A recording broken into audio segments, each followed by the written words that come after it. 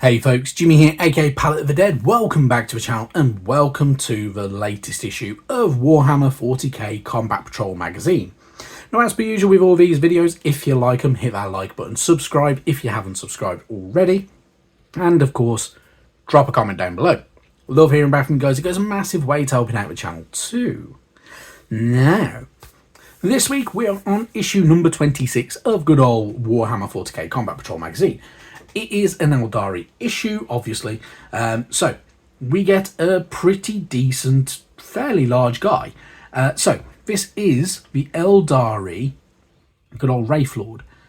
The thing with this mini is, it is a 2006 sculpt, so it is a little bit dated. However, these are still not the cheapest. So if you were going back to 2006 when these were released, you would still be paying more now than you did back then for it. Paying $9.99, I'm pretty sure, would be cheaper than what these were in 2006. So even with the 19 years of price increases on things like this, the $9.99 I think is still cheaper off the top of my head. I may be wrong on that. I don't know exact pricing for everything, but I would imagine that's probably right because, yeah, GW. Anyway, it's a pretty cool mini. There is some build options here as well. So, if you're following the magazine, you're going to have the Closed Fist and you're going to have the Ghost Glaive, which is this nice blade here. You do have the option of having an open palm on several hands. You can change the hands as well, so if you wanted to, you can change the weapon, so you don't necessarily have to have the Ghost Glaive. So if, for instance, you've bought multiple of these, you don't have to have all of them armed in exactly the same way. You can change how they are armoured up if you really want to, but you do not have to. It is entirely up to you. Personally, I am going to go with the Ghost Glaive. I do like it. I think it looks pretty cool. However, I think the pose is a little bit dull. That is my biggest drawback with this mini. The pose is a bit bland and a bit dull. He's just stood there.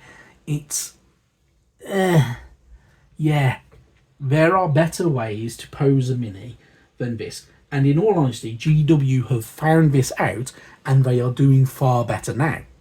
So for instance, just having a normal boring standing mini looks a little bit dull. However, if you have a mini and he's stood with his foot on the smouldering corpse of an enemy, that looks pretty good. If he's charging forward, looks pretty good. If he's just stood there, like say like the good old Paragon warsuits from the Adeptus Sororitas and such like, yeah, it doesn't look as good. It could be far better. Now, obviously, you can, if you really want to, and you are not worried about possibly ruining the mini, you can obviously kind of manipulate it by cutting the limbs and then reposing it if you really wanted to. Obviously, I don't fully recommend this if you're new to the hobby.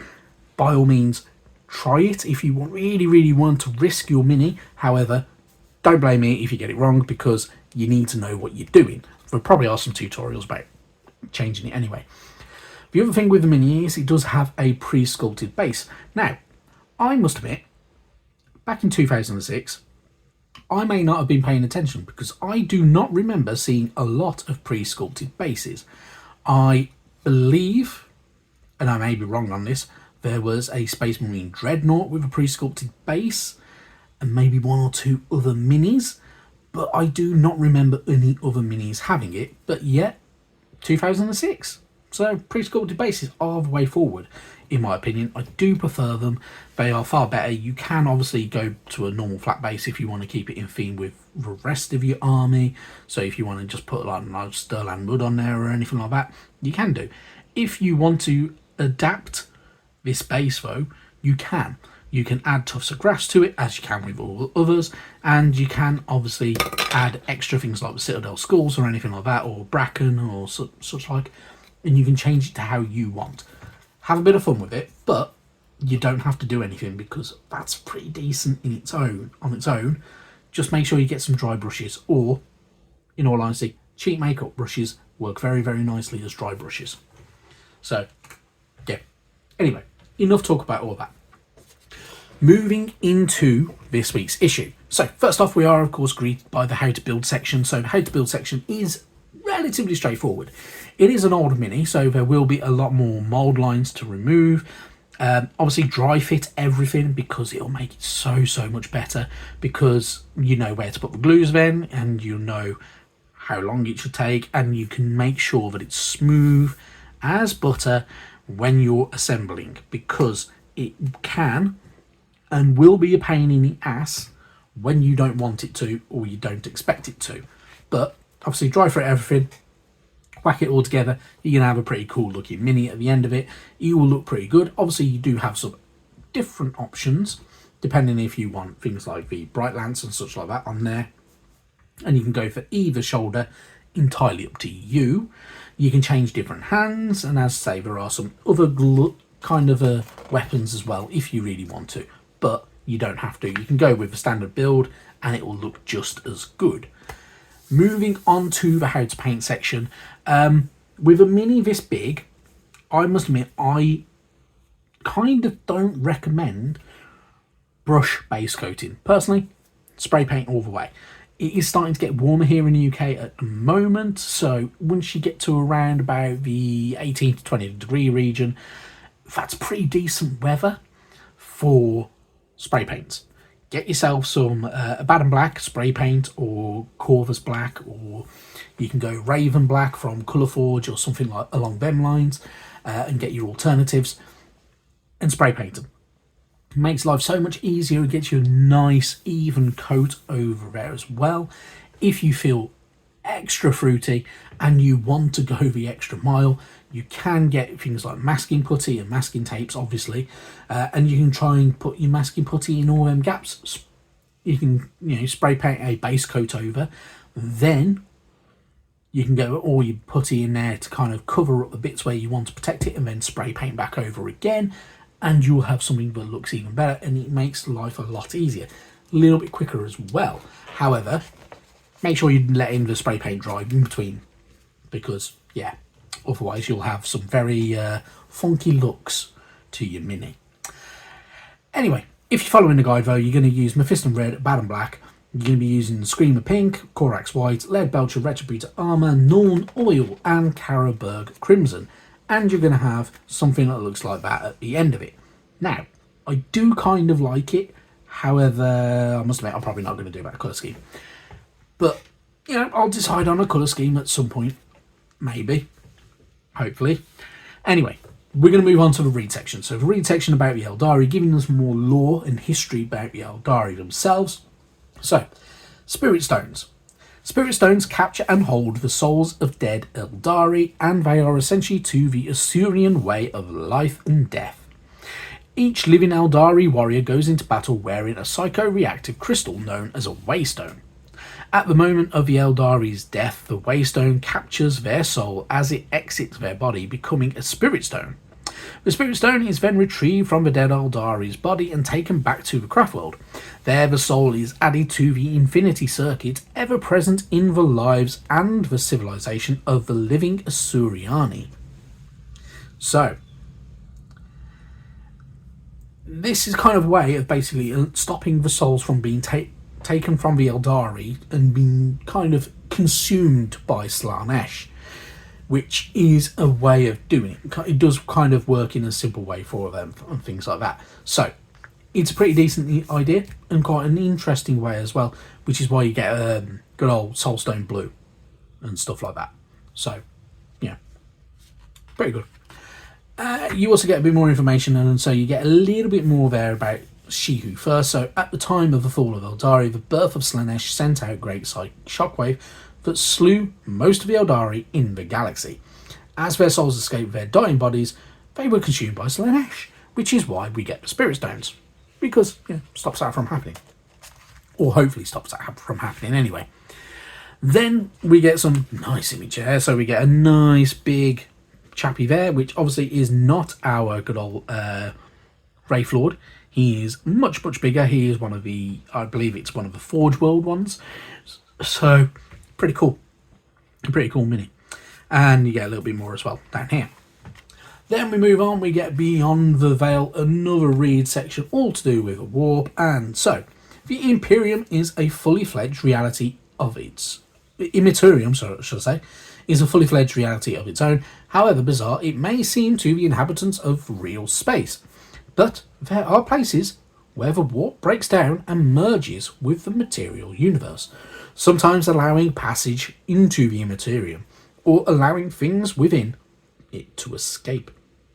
Although the drives of warp-capable ships can puncture small rifts into the Immaterium, some areas of space are home to gigantic and permanent tears in reality, where real space and the Immaterium exist uneasily together.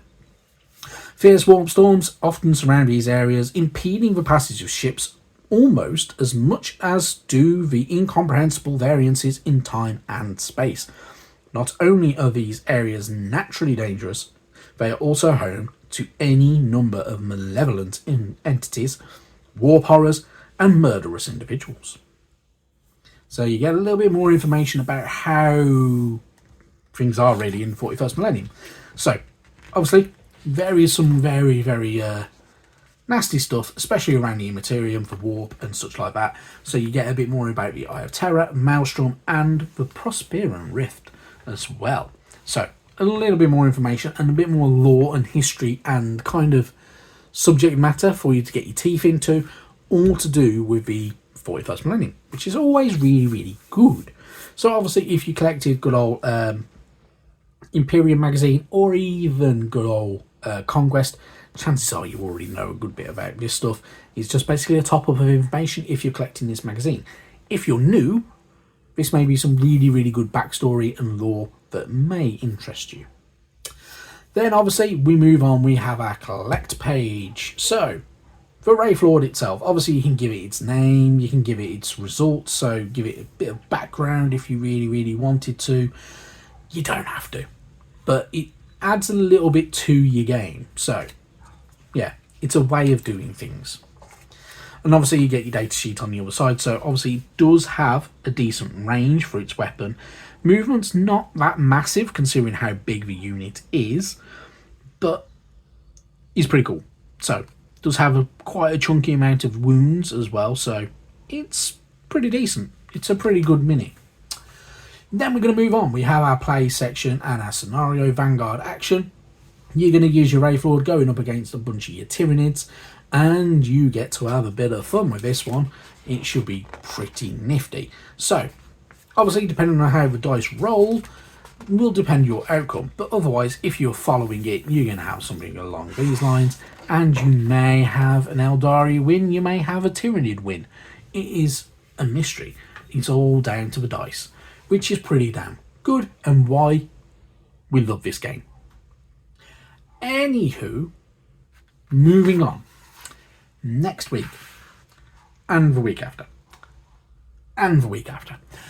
So, the next 3 weeks, issues 27, 28 and 29, or parts 1, 2 and 3 of the Wind Riders from the Aeldari range, which are these speed bikes.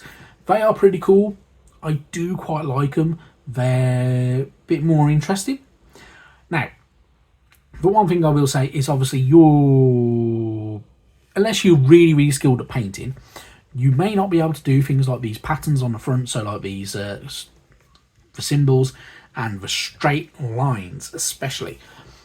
My kind of tip for if you want to get these straight lines on there, at least get yourself some masking tape from, say, like Green Stuff World or something like that. It's relatively cheap and it's low tack because it's designed for this type of thing.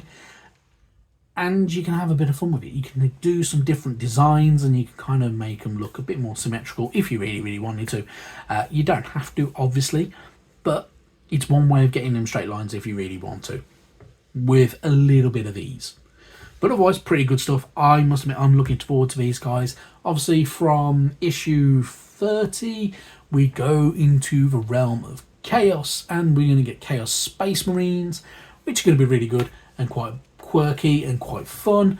And obviously, it's one of the ones that I must admit I am quite looking forward to. I already have some of them I have the Dark Apostle, which I bought ages ago and never got around to building or painting. So we're going to get that. We're going to get some other minis, which are all really, really good and quite quirky, quite fun, and a bit of a different way of painting.